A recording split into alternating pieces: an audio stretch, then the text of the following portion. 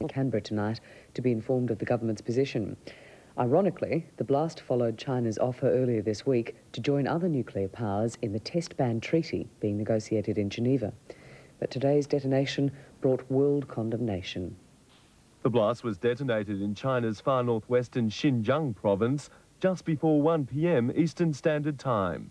The impact recorded at the Australian Seismological Centre in Canberra, measuring 5.7 on the Richter scale. In the mid-range, it's China's 44th firing in 3 decades, but comes only days after Beijing offered to join a global ban on nuclear testing. In Australia, reaction was swift. The Prime Minister saying in a statement, Australia condemns the latest test of a nuclear weapon by China. He described the timing as particularly regrettable, given the talks underway in Geneva over a proposed global test ban treaty. A senior Chinese diplomat was summoned to Foreign Affairs to formally receive Australia's protest, and Australia's ambassador in China will express Australia's concern to Beijing over the resumption of its testing program. Greenpeace's Rainbow Warrior 2 is now en route to China with a group of anti-nuclear protesters on board.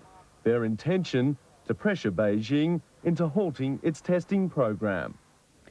Rebel National Party MP Bob Katter has urged firearm owners to break the proposed gun control laws. He told a rally in Brisbane today that owners should refuse to hand over their weapons. Rebel MP Bob Katter claims he's kept relatively quiet on gun laws up to now, but he says threats from anti-gun proponents against him and his family have prompted him to speak his mind. And speak it he did, ridiculing his own party's line. The proposition is that we're from the government, we're here to protect you. Just hand us over your guns, trust us. He then suggested gun owners disobey the proposed laws. No intelligent person or sane person would hand over their Shanghai. Mr Katter, who is already facing calls for his resignation from the party, was speaking at another gun rally, attracting an impressive and defiant crowd. Gun owners were told the proposed controls were unfairly aimed at them rather than criminals. We are not going to pay the price required of someone or some group for the ruthless massacre of Port Arthur. It had nothing to do with us, and we will not be held responsible. While nowhere near the size of last weekend's Melbourne rally, police estimated the crowd at between 4,000 and 5,000 people. The gun lobby's political aspirations have received yet another boost from today's rally, and it's apparent the National Party will most likely be the big loser when pro-gun candidates contest elections. The French government has taken the unusual step of issuing health warnings on personal stereos. It's also limiting their volume levels. In France, just as everywhere else, the personal stereo has become a part of modern life. But here there is growing concern that young people listening to music through headphones too loud for too long can cause themselves permanent hearing damage. So in future, personal stereos in France will carry a health warning saying exactly that, and they will have a maximum output of 100 decibels, 20% less than the loudest models sold here now. One eminent French ear, nose and throat surgeon who's advised Celine Dion and Sacha Distel has treated many teenagers who suffered permanent hearing loss when the tiny bones inside their ears were damaged by the misuse of personal stereos. The case for legislation, he says, was overwhelming. If we don't give a limit, for example, of the personal stereo and decibel that you must give to this, we will have a lot of accidents forever of hearing loss of young people at 22, 25 that we lose more than 25 to 30%. It is not, of course, only personal stereos that can damage the hearing. But French experts say the noise in nightclubs like this, while it might seem deafening, has less effect than loud music played through headphones, which has a more direct impact on the delicate mechanisms of the ear. Pilot pride is being blamed for the American Air Force crash in Croatia in which a member of the Clinton cabinet died. Commerce Secretary Ron Brown and 34 other people were killed when their plane slammed into a mountainside. Investigators describe a proud cockpit crew that was making one bad decision after another as they pushed to deliver their VIP passengers to Dubrovnik on time. This is a crew, these kinds of crews, put great stock on arriving on time at a location. Because they had taken a wrong air route from Tuzla, they were 15 minutes late as they started their approach into an airport they had never seen before.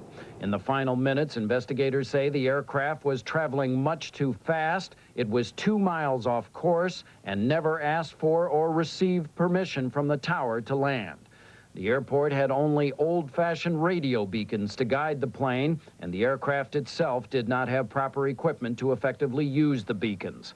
We have no indication that they took any last-minute avoidance actions or that they even knew that they were running into the mountain. Investigators say there is plenty of blame to go around on this one. Though the weather was not considered a major factor, the plane was in the clouds when it slammed into the mountainside at more than 140 miles an hour. Lower interest rates are already proving a boon for the real estate market. Agents report a surge of buyer interest, and the home building industry is also expecting more business. Strong, steady growth is the prediction from some in the housing industry. This market needs something to enlighten it, and it'll be interest rates that'll spark activity again. Increasing competition has forced some of the major banks to cut their key mortgage rate in recent days to below 10%. The effect, say pundits, the demise of the volatile housing market. If you're saving $500 a year on the average mortgage, and that's about the amount that will be saved, then you become more confident about the decision. You've got more money in your pocket. You'll see housing activity at more sustainable, predictable levels than ever before. The Prime Minister says he wants to energise the market, a sign that industry says is vital for growth. The real estate market revolves around confidence these days. We need a confident, strong government that is focusing on ensuring that the housing market is not forgotten. In the last 12 months, house sale volumes have been down more than 20%. But this latest rate cut has already sparked a surge in interest. Done, finished, all done. We've been getting inquiry roughly 3-4 people only a Saturday and a Sunday. We open Sundays as well. And last weekend, that was up to 16 on a Saturday and nearly 18 on the Sunday. So that's a dramatic improvement. It's only literally in 7 days. And there are positive forecasts for housing construction. We're reasonably confident we'll see a lift of somewhere between 5 to 10% in total building approval. Sydney is expected to enjoy the strongest growth, but experts say the trend should be nationwide. The Court government has defended the impending introduction of video lottery terminals in Western Australia. Welfare workers fear the new machines will lead to the legalisation of poker machines and will fuel gambling addictions. While these machines soon to be introduced in Western Australia might look like pokies, the Department of Racing, Gaming and Liquor says they're definitely not. Well, it's not another form of gambling. It's a form which is currently available. All we're doing is taking a paper-based game and putting it into a mechanised format. But the Salvation Army fears it's just the first step towards poker machines. We're going to be introducing people who, in the long term, according to our experience, are going to become gamblers, and they're possibly going to be addicted. The Salvos say we should learn from the problems being experienced in other states. Just this week, a Victorian mother was found guilty of stealing her paralysed son's injury payout to play poker machines. If we're going to have casinos and if we're going to have a range of gambling offered in the community, then we shouldn't be discriminating against local community clubs. However, I would be worried that we might be encouraging more widespread gambling and the associated social problems that go with it. However, the Premier is adamant WA is not headed down the same path. Quite frankly, I'm just not a gambling person, and I think there are plenty of avenues for gambling in our community without the introduction of more. The new video machines will be offered to the state's 750 lottery permit holders in a month's time. Now to the weather. From the Pilbara to the Goldfields and southwest, patchy or scattered showers and isolated thunderstorms.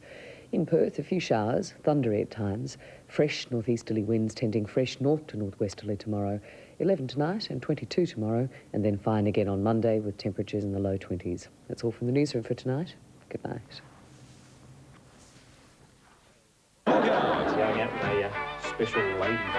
Jeff's got a hot date. Who is it that you're going out with? Let's go with yours, Jeff. Or has he? Where are we going tonight, Jeff? This is the comedy that breaks all the rules. The Glenn Nicholas Show, 9:30 Monday. It's time to celebrate with the ABC Shop mid-year sale, and you won't be disappointed by the great range of products available. Choose from a huge selection of books, audio tapes, videos, music, clothing and toys. Something for every member of the family. It's one-stop shopping at your nearest ABC Shop for the mid-year sale. It's on now until June 16th at ABC Shops across Australia. For product home delivery, call 1300 360 111. Australian women. A leather-piercing tattoo dyke. And men. Some people believe in different things. I believe in my shed. Share their passions in 2 unique New Voices documentaries. My shed is my life now. These are our new associate members. I'd like to be buried out here if they'd let me. It'll be the ride of your life. Dykes on Bikes and Men in Their Sheds, 9:30 Thursday.